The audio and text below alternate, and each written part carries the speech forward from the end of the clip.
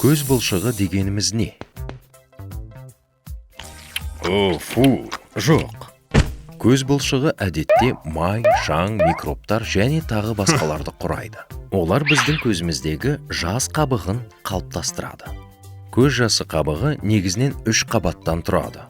Шырышты, сулы және майлы немесе май тәріздес. Бұл қабаттар бірге біздің көзімізді ылғалдандырады және біз жыпылықтаған кезде жойылатын шаң мен микробтарды ұстайды. Біз жыпылықтаған кезде қабақ жабылады және шаң немесе микробтар болса, олар көз жасы ағызатын арнаның бір бөлігімен бірге көз жасы түтігі арқылы мұрын қуысына тасталады. Бірақ біз ұйықтап жатқанда біз жыпылықтамайтындықтан көздің бұрыштарында жас қабығы шаң мен микробтар жиналып құрғай бастайды. Солайша көз бұлшығы қалыптасады.